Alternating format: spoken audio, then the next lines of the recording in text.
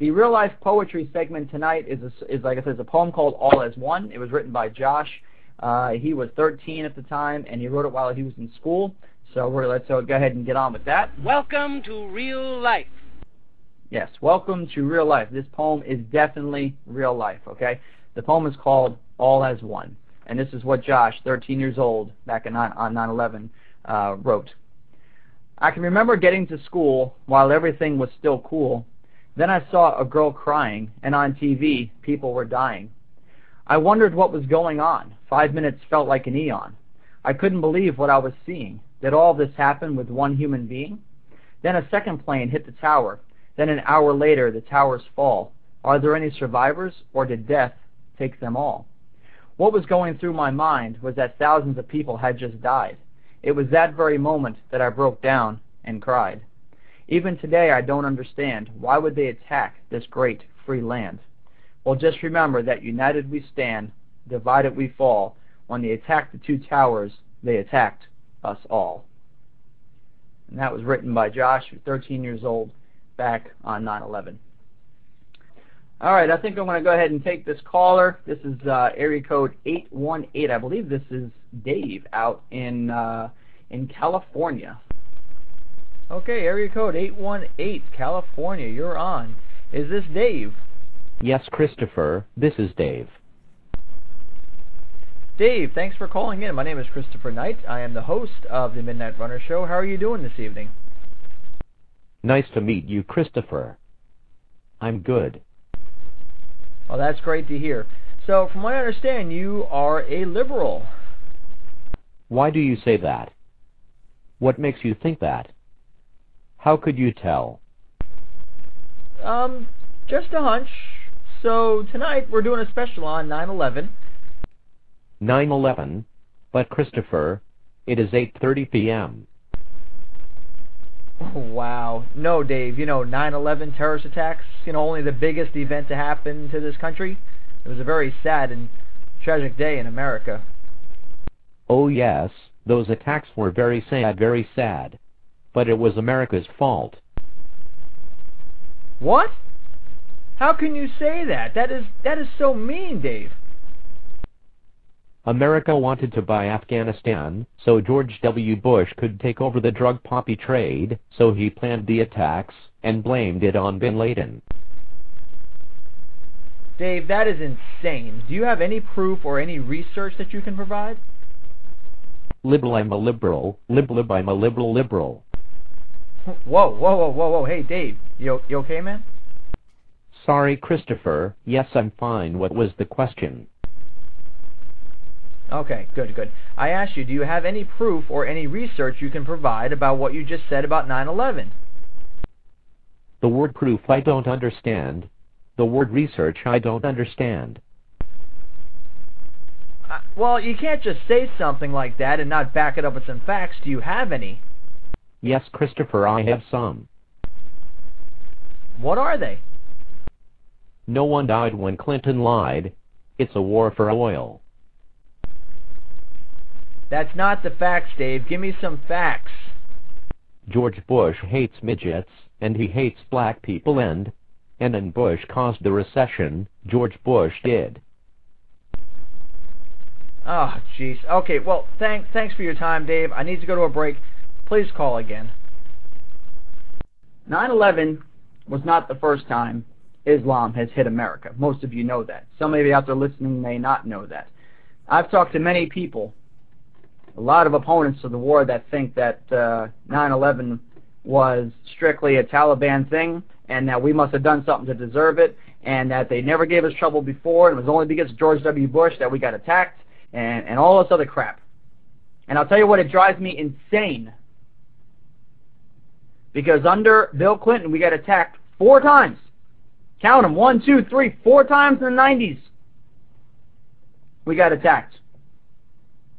Yeah, Alan says the USS Cole, that was in 2000. If you back it up to 1993, we got hit, the World Trade Center got hit the first time. Islam, Muslims tried to blow it up by collapsing it from underneath. They drove a truck bomb underneath it and tried to blow up the foundation and collapse the building, but the stupid idiots didn't know what the heck they were doing, and it didn't work. Thank God, because that would have toppled the building over. So then later on in 1996, they attacked the Marine Corps barracks. 2 of them killed a whole bunch of United States Marines. What did Bill Clinton do in response? Not a thing. Didn't do nothing. They bombed the USS Cole in 2000. What was the response? Nothing. We didn't do anything. While these guys were gearing up. They were planning this way before Bush, people. Way before Bush. Same thing. We were getting attacked by Muslims way before 9/11. But no one was paying attention. And then all of a sudden when they hit our own city, we were like, whoa, what the heck happened? Oh my gosh, we're scared. And freaking out. It was meant to wake us up. And it sounds stupid, but this is all about land. This is why you keep hearing. This is why you keep hearing about Israel can't continue to build settlements. It's the Muslims that are fighting it. They want more and more land. They won't stop till they have it all. The Muslims have a nice little group of countries over there. You know how many countries surround Israel? 22. You know how many enemies Israel has over in that area? 22. You have a little country. By the way, Israel's the size of Texas. That's it. And they got 22 enemy nations surrounding Israel, wanting to take it out. Let me tell you something that happened. I flew on an airplane October 22nd, right after 9/11. And I'll tell you, when I walked into the airport, and the National Guard was standing there with these huge guns. All right, Alan, thanks for stopping by. These huge guns, and they're standing there. You felt safe. But at the same time, you were like, has America really come to this point? And me and my friend Brian went to New York. We went to Ground Zero. You can only get so close. And this is only a month after the attacks. And the smell of bodies and the smoke was still in the air. And when you looked at the buildings all around, there were circles and X's with numbers.